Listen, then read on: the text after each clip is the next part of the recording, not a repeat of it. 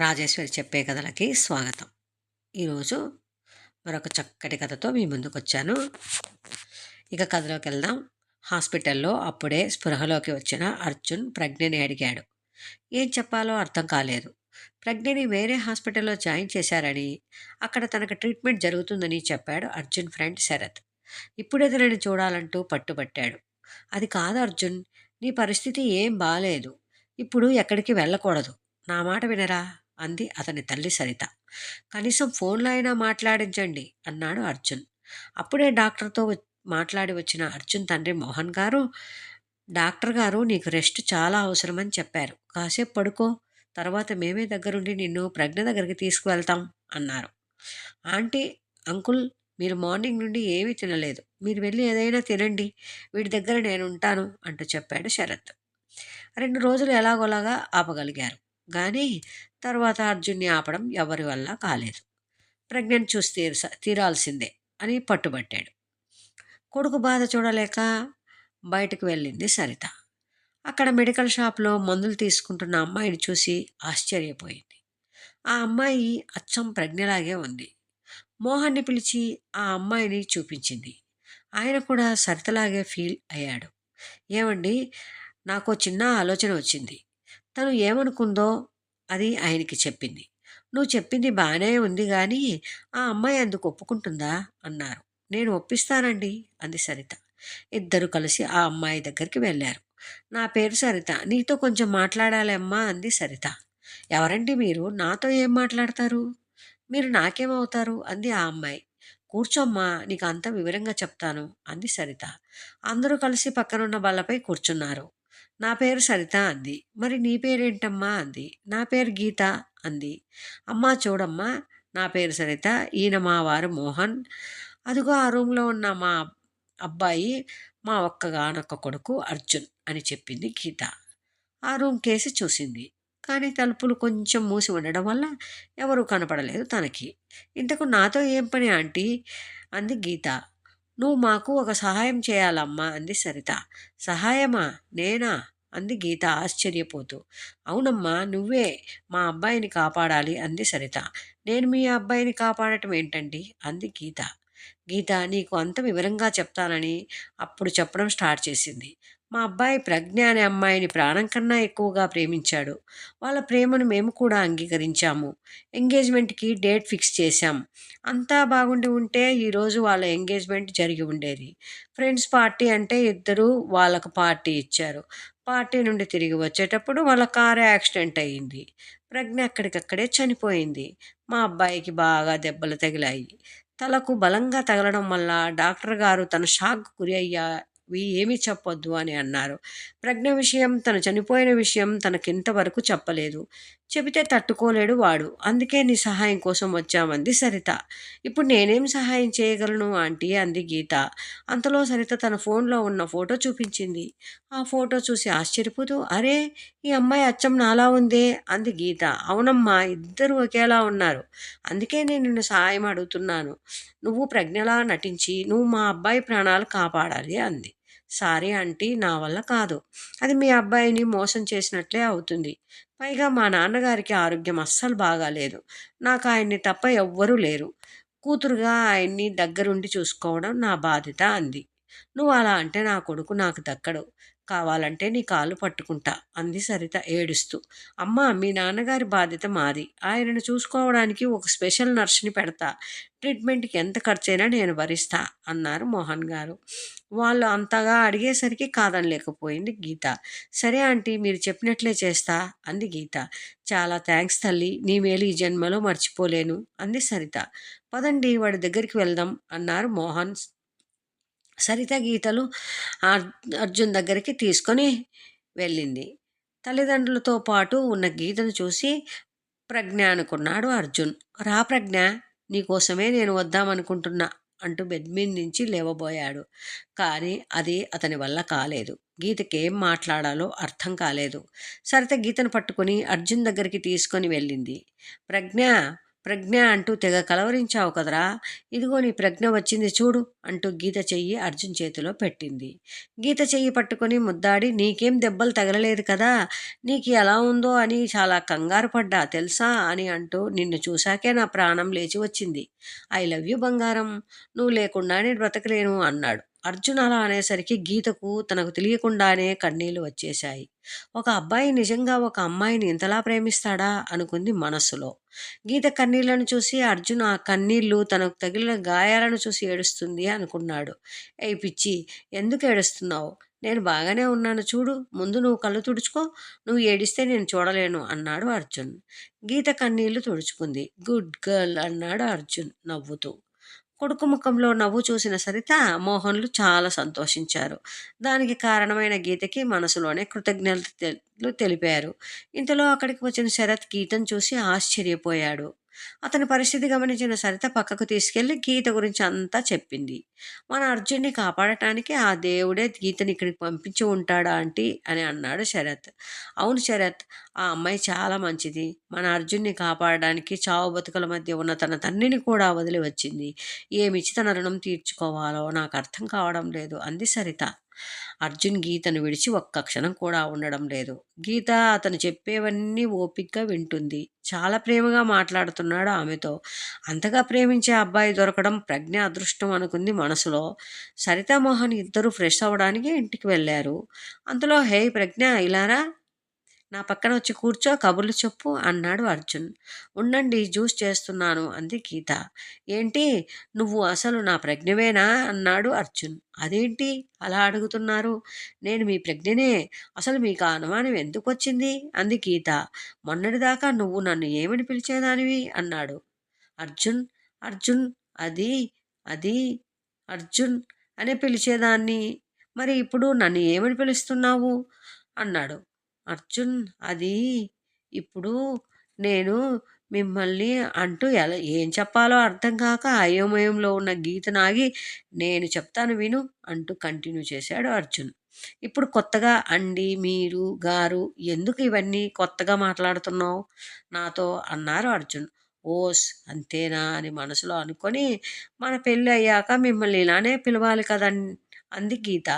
అందుకే ఇప్పటి నుండి ప్రాక్టీస్ చేస్తున్నా అంది కవర్ చేస్తూ. ఊ, మన మధ్య అలాంటి పదాలు నాకు ఇష్టం లేదు. ఇది వరకు పిలిచినట్టు అర్జున్ అని పిలువు. సరే, అలాగే పిలుస్తాను. ముందు జ్యూస్ తాగండి అంటూ గ్లాస్ అతని చేతిలో పెట్టింది. అదిగో మళ్ళీ అండి అంటున్నావు. ఓ, జ్యూస్ తాగు అర్జున్ అంది గీత. జ్యూస్ తాగడం పూర్తయిన తర్వాత, అవును మీ పేరెంట్స్ నన్ను చూడటానికి రాలేదే అన్నాడు అర్జున్. గీతకు ఏం చెప్పాలో అర్థం కాలేదు. సమయానికి ఆంటీ కూడా లేరు. ఇప్పుడు ఎలా అనుకుంది. ఏంటి మౌనంగా ఉన్నావు, వాళ్ళు నీతో ఎందుకు రాలేదు చెప్పు అని అడిగాడు. అంటే మా నాన్నకి మన పెళ్లి జరగడం ఇష్టం లేదని మీకు తెలుసు కదా. మొన్న మనకి యాక్సిడెంట్ అయ్యాక మన జాతకాలు ఎవరో సిద్ధాంతికి చూపించారు. ఆయన మన పెళ్లి జరిగితే అన్ని గండాలే అన్నారు. అసలు మన పెళ్లి జరగడం ఇష్టం లేని ఆయనకు ఇది ఒక వంక దొరికింది. నన్ను నీ దగ్గరికి వెళ్ళొద్దు అన్నారు. కానీ నేను మాత్రం నిన్ను చూడాలని పట్టుబట్టి ఇక్కడికొచ్చేశాను. ఆ కోపంతో వాళ్ళు ఇక్కడికి రాలేదు. నువ్వేం బాధపడకు. నాకు తగ్గాక మీ నాన్నని వెళ్ళి మన పెళ్ళికి ఒప్పిస్తా అన్నాడు అర్జున్. సరే అన్నట్టు తల ఊపింది గీత. ఇంక మీరేమీ ఆలోచించకుండా పడుకోండి. అందుకే అతను పడుకున్నాక హమ్మయ్య, మొత్తానికి గండం గడిచింది. ఈ విషయము ముందు ఆంటీతో చెప్పాలి అనుకుంది. సరిత వచ్చాక అంతా చెప్పింది. బాగానే మేనేజ్ చేశావు. కానీ ప్రజ్ఞ వాళ్ళ నాన్న పెళ్లి ఒప్పుకోలేదని నీకెలా తెలుసు అంది సరిత. మొన్న మీరే చెప్పారు, మర్చిపోయారా అంది గీత. ఓ అవును కదూ, మరిచిపోయాను అంది సరిత. వారం రోజుల తర్వాత గీత డాడీ ఆరోగ్యం పూర్తిగా దెబ్బతినిపోయింది. అతను చనిపోయారు. గీత అక్కడికక్కడే కుప్పకూలిపోయింది. ఆమెను ఓదార్చడం ఎవరి వల్ల కాలేదు. ఆమెను ఆ స్థితిలో చూసి గుండె తరుక్కుపోయింది మోహన్ గారికి. వాళ్ళ బంధువులు కూడా ఎవరూ లేకపోవడం వల్ల జరగాల్సిన కార్యక్రమాలన్నీ ఆయనే దగ్గరుండి చూసుకున్నారు. అంత్యక్రియలయ్యాక గీతను తమతో పాటు ఇంటికి తీసుకుని వెళ్ళింది సరిత. అర్జున్ ఇంటికి వచ్చేశాడు. గీత అర్జున్తో లోపల ఎంత బాధ ఉన్నా పైకి మాత్రం నవ్వుతూ తిరిగేది. సరిత తన సొంత కూతురులా చూసుకునేది గీతను. మోహన్ గారు కూడా అలాగే చూసేవారు. ఇద్దరి ప్రేమ తల్లిదండ్రులను మరిపించేది.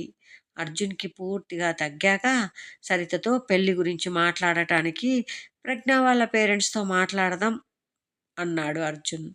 ప్రజ్ఞ పేరెంట్స్ కూతురు పోయిన బాధలో ఉన్నారు. వీడేమో అక్కడికి వెళ్దాం అంటున్నాడు. అక్కడికి వెళ్తే ప్రజ్ఞ చనిపోయిన సంగతి తెలిసిపోతుంది అనుకుంది సరిత. వాళ్ళ నాన్నగారికి మీ పెళ్లి జరగడం ఇష్టం లేదని ప్రజ్ఞ చెప్పిందిగా. మనం వెళ్ళి అడిగినా ఆయన ఒప్పుకుంటారా? ఆ నమ్మకం నాకు లేదురా అనేసింది సరిత. అయితే ఒక పని చేద్దామా అమ్మా అన్నాడు అర్జున్. ఏంట్రా అర్జున్ అది? మీరే పంతులు గారితో మాట్లాడి ముహూర్తం పెట్టించండి. ఇంకా ఏం చెప్పినా వినేలా లేడని సరేలేరా నాన్నగారు వచ్చాక వెళ్దాంలే అంది సరిత. వాళ్ళ మాటలు విన్న గీతకు ఏం అర్థం కాలేదు. ఏదో అతని ప్రాణం కాపాడటానికి ప్రజ్ఞలా నటించడానికి ఒప్పుకుంది. కానీ అతన్ని పెళ్లి చేసుకోవాలన్న ఉద్దేశం తనకి లేదు. ఆ అర్హత కూడా తనకు లేదు అనుకుంది. అర్జున్ ఆఫీస్కి వెళ్ళాక గీత దగ్గరికి వెళ్ళి ఉదయం అర్జున్ అన్న మాటలు చెప్పింది సరిత. నువ్వు మా ఇంటి కోడలుగా రావడం మాకిష్టమే.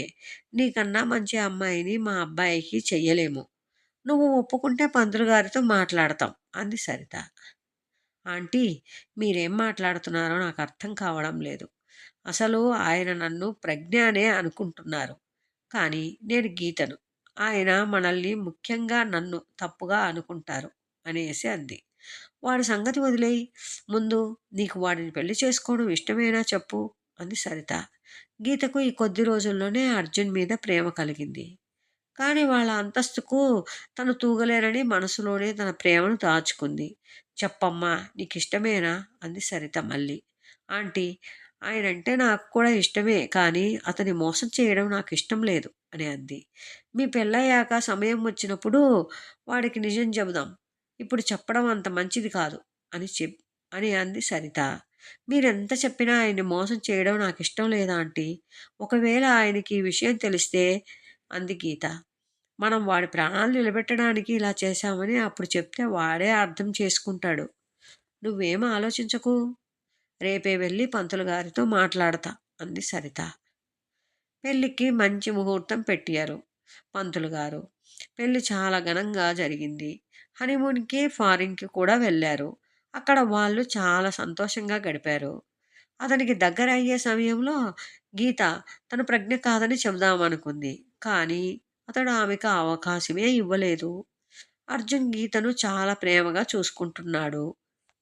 అతను ప్రజ్ఞ అని పిలిచినప్పుడు అతన్ని మోసం చేస్తున్నానని కొంచెం గిల్ట్‌గా ఫీల్ అయ్యేది. ఇంటి బాధ్యతలన్నీ గీతకు అప్పచెప్పింది సరిత. ఎందుకత్తయ్యా అని గీత అన్న వినిపించుకోలేదు. నువ్వు మా ఇంటి మహాలక్ష్మిరా, నువ్వే అంతా చూసుకోవాలి అంది సరిత. సరిత మాటలకు గీత కళ్ళల్లో నీళ్లు తిరిగాయి. సరిత మోహన్లను సొంత తల్లిదండ్రుల్లాగా చూసుకుంటుంది. అర్జున్ గీతలు చాలా సంతోషంగా ఉన్నారు. వాళ్ళను చూసిన సరితామోహన్లు కూడా చాలా హ్యాపీగా ఫీల్ అయ్యారు. ఇంతలో అర్జున్ బిజినెస్ పని మీద బెంగళూరు వెళ్లాల్సి వచ్చింది. అక్కడ అతను ప్రజ్ఞ తల్లిదండ్రులను చూశాడు. వాళ్ళను ఫాలో అవుతూ ఇంటికి వెళ్ళాడు. లోనికి వెళ్ళిన అతనికి గోడ మీద పూలదండలతో ఉన్న ఫోటోను చూసి ఆశ్చర్యపోయాడు. అది ప్రజ్ఞ ఫోటో. కూతురు ఇష్టం లేని పెళ్లి చేసుకుందని ఇలా చెయ్యడం అర్జున్కి ఏమాత్రం నచ్చలేదు. ఇంతలో ఏంటి బాబు ఇలా వచ్చావు అన్నారు ప్రజ్ఞ తండ్రి. అంకుల్, మీరు చేసింది ఏం బాగాలేదు. మీకు ఇష్టం లేని పెళ్లి చేసుకుందని అలా చేయటం నాకేమాత్రం నచ్చలేదు అన్నాడు గోడ మీద ఉన్న ఫోటోని చూపిస్తూ. ఏమిటి? ఏంటి బాబు, మీకు పెళ్ళి అవ్వడం? మీకు జరిగిన యాక్సిడెంట్లో ప్రజ్ఞ చనిపోయింది కదా. మీ పేరెంట్సే దగ్గరుండి అంత్యక్రియలు జరిపించారు అని అన్నాడు. కూతురు లేకుండా ఆ ఊర్లో ఉండడం ఇష్టం లేక నేను ఈ ఊరు వచ్చేశాను అంటూ బాధపడ్డాడు ప్రజ్ఞ తండ్రి. ఏంటంకుల్ మీరు చెప్పేది? ప్రజ్ఞ చనిపోవడం ఏమిటి అన్నాడు అర్జున్. అవును బాబు, ఆ రోజు జరిగిన యాక్సిడెంట్లో ప్రజ్ఞ స్పాట్లో చనిపోయింది. నువ్వు హాస్పిటల్లో ఉన్నా కూతురు చనిపోయిందన్న బాధలో ఉన్న మేము నిన్ను చూడటానికి కూడా రాలేదు. ఇన్నాళ్లకు ఇక్కడ కనపడ్డావు. మీ ఆరోగ్యం బాగుందా? మీ అమ్మ నాన్నలు బాగున్నారా అన్నారు ప్రజ్ఞ తండ్రి రమేష్. అర్జున్‌కి అంతా అయోమయంగా ఉంది. ప్రజ్ఞ చనిపోయింది అంటున్నారు. మరి ప్రజ్ఞ చనిపోతే అక్కడ ప్రజ్ఞలా ఉన్నది ఎవరు? అనుకుంటున్నాడు. ఇంతలో కాఫీ తాగు బాబు అన్న సరస్వతి పిలుపుతో ఈ లోకంలోకి వచ్చాడు. ప్రజ్ఞ చనిపోయిందనే నిజాన్ని అర్జున్ నమ్మలేకపోతున్నాడు. ఇప్పుడే హైదరాబాద్ వెళ్ళి అక్కడ ప్రజ్ఞలా ఉన్నది ఎవరో కనిపెట్టాలని రమేష్ సరస్వతి దగ్గర సెలవు తీసుకొని ఎయిర్పోర్ట్‌కి వెళ్ళాడు. పాపం అక్కడ ఇవేమీ తెలియని గీత అర్జున్‌కి ఒక గుడ్ న్యూస్ చెప్పడం కోసం ఎదురుచూస్తోంది. అర్జున్ హైదరాబాద్ వచ్చాడు. ఇంటికి వచ్చిన కొడుకుని సరిత, "ఏంట్రా అప్పుడే వచ్చేసావు? నీకు తెలిసిపోయిందా?" అంది నవ్వుతూ. "ఆ, అంతా తెలిసింది" అంటూ పైకి వెళ్ళాడు. "ఏంటి వీడు ఇలా ఉన్నాడు?" అనుకుంది సరిత. అర్జున్ని చూసిన గీత అతన్ని పరుగున వెళ్ళి కౌగిలించుకుంది. "ఏవండి, మీకొక విషయం చెప్పాలి" అంది. కోపంతో ఉన్న అర్జున్ ఆమె చెప్పింది వినిపించుకోలేదు. గీతను పక్కకు నెట్టి, "ఎవరు నువ్వు?" అన్నాడు. "అదేంటి అలా అడుగుతున్నారు? నేను నీ ప్రజ్ఞను. నువ్వు నా ప్రజ్ఞవా?" అంటూ గీత చెంప మీద లాగిపెట్టి కొట్టాడు. బొమ్మలా ఉండిపోయింది. "నువ్వు నా ప్రజ్ఞ కాదని, తను చనిపోయిందని నాకు తెలిసిపోయింది. ఇప్పుడు చెప్పు, నన్ను ఎందుకు మోసం చేశావు? ప్రజ్ఞలా నా జీవితంలోకి ఎందుకు వచ్చావు? అసలు నీతో మాటలేంటి?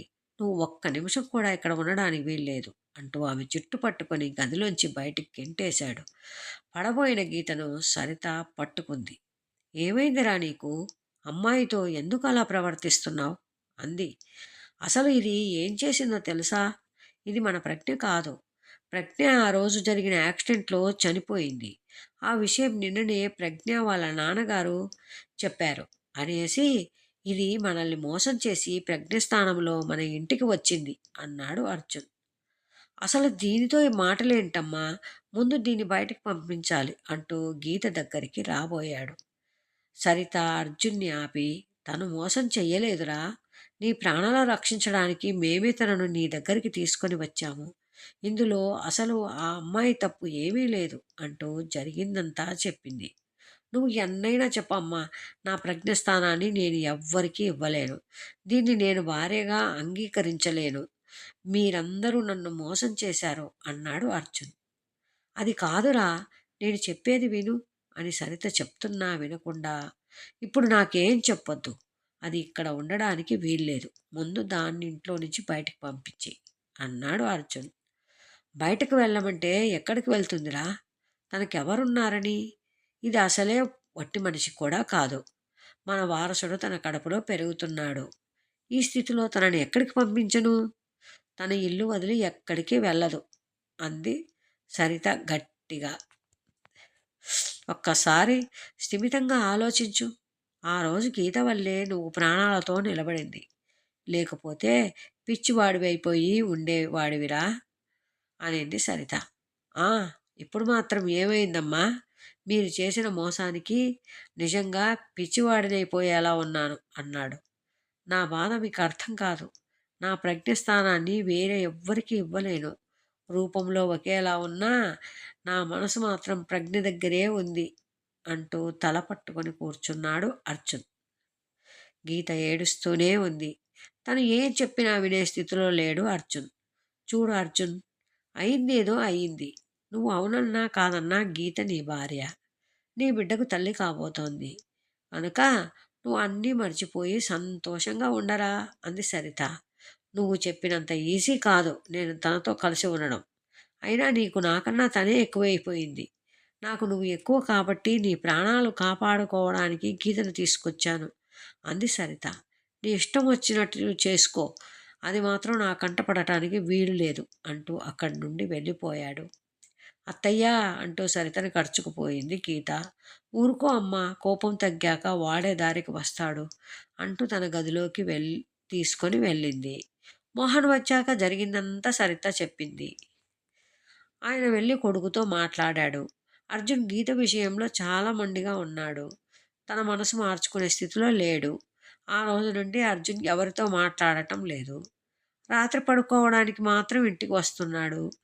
గీత ఉందని తల్లిదండ్రుల రూమ్ వైపు కన్నెత్తి కూడా చూడటం లేదు. గీత చాలా బాధపడుతుంది. అప్పుడే చెప్పి ఉంటే ఈరోజు ఈ పరిస్థితి వచ్చేది కాదని అనుకుంది. అర్జున్ మాత్రం ప్రజ్ఞను తలంచుకొని కుమిలిపోతున్నాడు. శరత్ కూడా గీత గురించి 2-3 సార్లు మాట్లాడినా మాట దాటేశాడు అర్జున్. నిజం తెలిసి కూడా తనకు చెప్పలేదని శరత్తో కూడా సరిగ్గా మాట్లాడట్లేదు అర్జున్. ఒకరోజు సరితామోహన్లు డైనింగ్ టేబుల్ దగ్గర భోజనం చేస్తూ ఉంటారు. అప్పుడే భోజనానికి కిందకు దిగుతున్న అర్జున్ డైనింగ్ టేబుల్ దగ్గర గీతను చూసి పైకి వెళ్ళిపోయాడు. అత్తయ్య, నేను లోపలికి వెళ్ళి తింటా. నన్ను చూసి ఆయన భోజనానికి రాలేదు అని అంది గీత. వాడికి ఆకలి వేస్తే వాడే తింటాడులే అమ్మా, ముందు నువ్వు తిను అన్నారు మోహన్ గారు. అది కాదు మావయ్య, ఆయన ఆకలితో ఉంటే నేను ఎలా తినగలను అంది గీత. వాడికి మీ అత్తయ్య పైకి తీసుకెళ్ళి పెడుతుందిలే అమ్మా, నువ్వు తిను అన్నారు ఆయన. ఏదో 4 మెతుకులు తిని గదిలోంచి వెళ్ళిపోయింది గీత. సరిత ప్లేట్లో అన్నం పెట్టుకొని అర్జున్ రూమ్కి వెళ్తుంది. ఏంట్రా, భోజనానికి రాకుండా మళ్ళీ పైకి వెళ్ళిపోయావు? నీ గురించి కూడా గీత సరిగ్గా భోజనం చేయలేదు తెలుసా అని అంది. నేను తింటే ఎందుకు, తినకపోతే దానికి ఎందుకు? నాకు ఆకలిగా లేదు, అందుకే తినలేదు అన్నాడు అర్జున్. నీ ఆకలి సంగతి నాకు తెలియదురా, తిను ముందు నువ్వు అంటూ ముద్ద కలిపి నోట్లో పెట్టింది. ముందు బెట్టు చేసిన తర్వాత తినేశాడు అర్జున్. అర్జున్ భోజనం చేశాడని సరితకి చెప్పాక కానీ గీత పడుకోలేదు. ఆ రోజు నుండి అర్జున్ ఉన్నప్పుడు ఎక్కువగా బయటకు వచ్చేది కాదు గీత. భోజనం కూడా గదిలోకే తెప్పించుకొని తినేది. గీత హాల్లో టీవీ చూస్తుంది. ఆ రోజు ఎందుకో గానీ అర్జున్ తొందరగా ఇంటికి వచ్చేశాడు. అతన్ని చూసిన గీత సోఫాలో నుండి లేచి గదిలోకి వెళ్ళబోతుంటే కార్పెట్ తగిలి కింద పడబోయింది. అప్పుడే అర్జున్ తనని పడకుండా పట్టుకొని, చూసుకొని వెళ్ళలేవా అని గీతని తిట్టి పైకి లేపాడు. గీత నవ్వుతూ అతను వెళ్ళిన వైపే చూస్తూ ఉండిపోయింది. అప్పుడే గుడి నుండి వచ్చిన సరిత, ఏంటమ్మా నీలో నువ్వే నవ్వుకుంటున్నావు, చెప్పకూడదా అంది. గీత తన పడబోయిన సంగతి, అర్జున్ తనను పడకుండా పట్టుకున్న సంగతి చెప్పింది. పైకి కోపంగా ఉన్నా నువ్వంటే వాడికి ఇష్టమే అంది సరిత. గీతకు నెలలు నిండాయి. సరిత గీతకు శ్రీమంతం చేయడానికి అన్ని ఏర్పాట్లు చేసింది. బంధువులందరినీ పిలిచింది. ఆ రోజు అర్జున్తో తొందరగా రమ్మని కూడా చెప్పింది. ఎప్పుడూ 5ంటికే వచ్చే అర్జున్ కావాలని లేటుగా వచ్చాడు.